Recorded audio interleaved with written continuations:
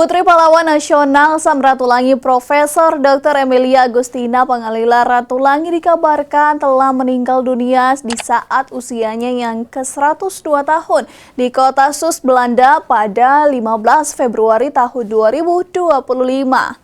Putri kedua Gubernur pertama Sulawesi Utara ini lahir pada 23 Juli 1922 yang merupakan saksi hidup perjalanan sejarah bangsa ini terutama perjuangan ayahnya dalam kemerdekaan Indonesia.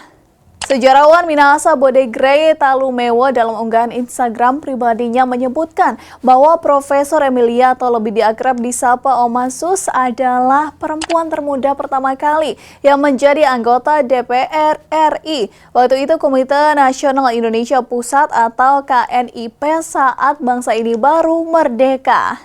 Ia menduduki posisi tersebut ketika masih menjadi mahasiswi di IKA Daigaku yang kemudian menjadi Fakultas Kedokteran Universitas Indonesia.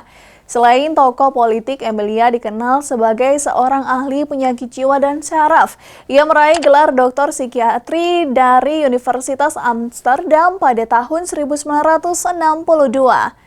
Pernah menjabat Kepala Bagian Anak di Gemeentelijke Universiteit Amsterdam, Kepala Bagian Epilepsi Sentrum Koningin, EMA Instituut Belanda. Pada tahun 1954, Profesor Dr. Emilia menikah dengan Willem Marten Pangalila.